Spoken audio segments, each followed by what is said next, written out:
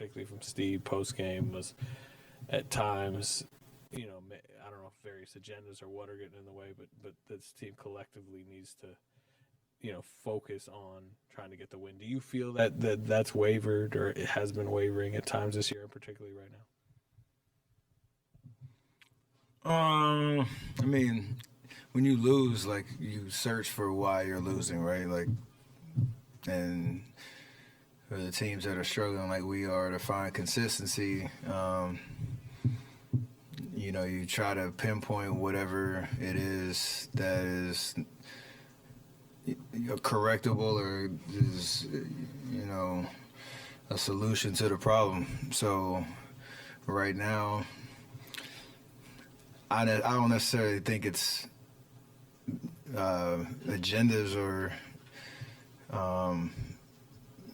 kind of emotions getting in the way. I think it's when you're not playing well, you start to that's like a human nature default. You start to look at, like, and I will come up here and say, I need to play better, I need to shoot the ball better. I know everybody could probably speak to something that they could do better to help us win. And that's the situation we're in. So until we start winning, there's going to be more nitpicking everything to try to figure out what the solution is. And until we find it, we're going to be, sitting right here in this situation.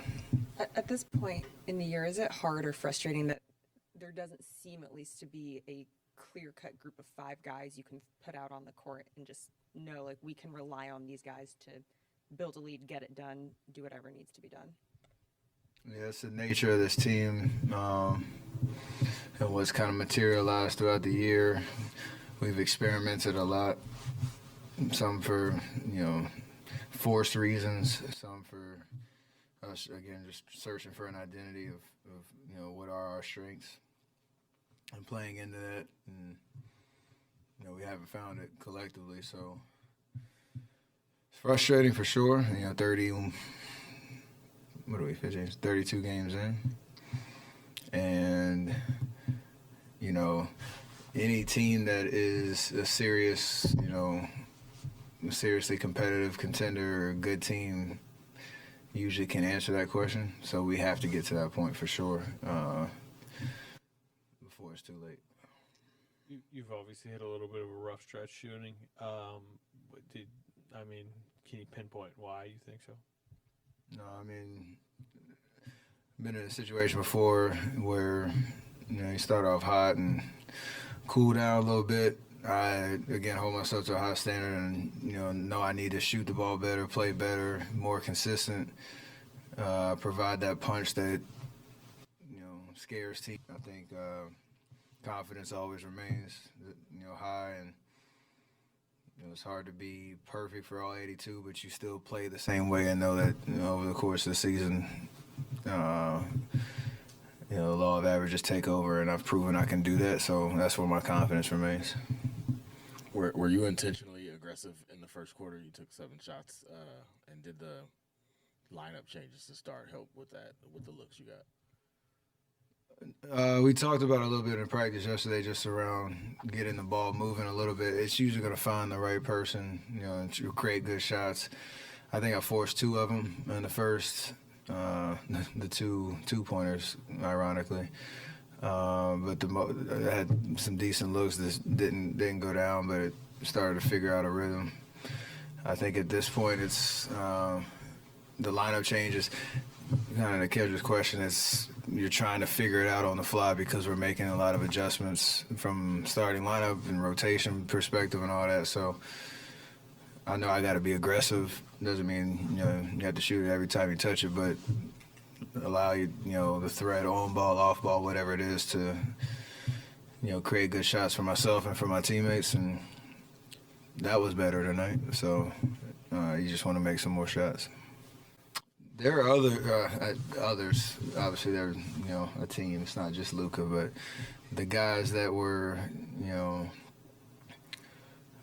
we were killing us all night. Exum hit some threes. Josh Green hit some threes. Tim Hardaway, he hit a couple big ones. and then they got a lot of drives when we were sending maybe a double or not getting back in transition. So they played well, and they made the shots that kept the momentum on their side. And I think in the second quarter there was a stretch where it seemed like we were going to get over the hump and get our crowd back into it, and they hit 3 straight threes and changed the momentum again. So they played well. It wasn't like this wasn't a game where we didn't play well and lost. It was they just played better, if that makes sense, compared to how we played against. Thank you. Yeah, we haven't talked about him much since he's been gone.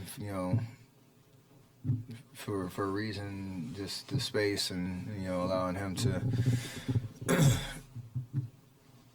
make the progress he needs to make. But it's not lost that when we came into the year, nobody said we were going to be a great team without Draymond, and that obviously is our belief. Like, we're way better with him because of the things that he does. When he's out, and since he's been out, we've been trying to stay competitive, and we've won some games, we lost some tough ones, but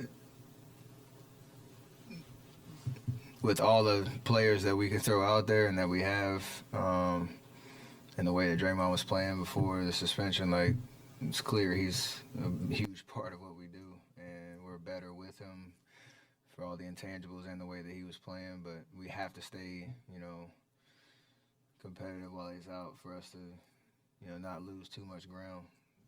And I think we can still do that for sure.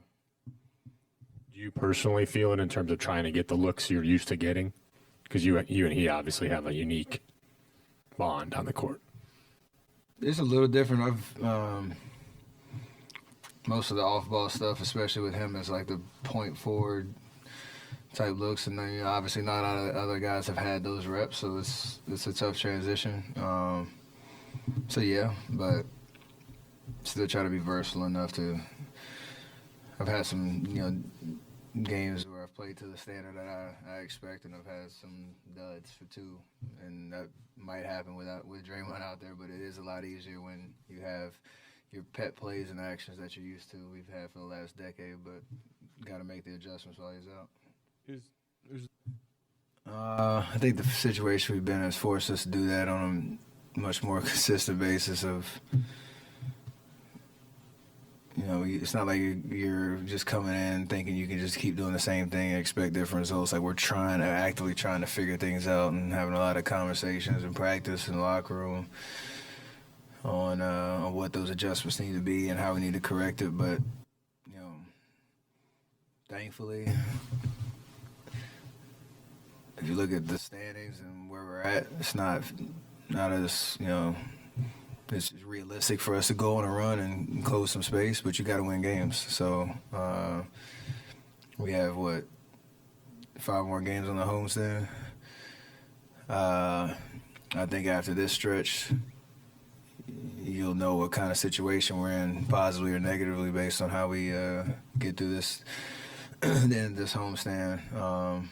Because at 15 and 17, like, you start to, feel a sense of urgency on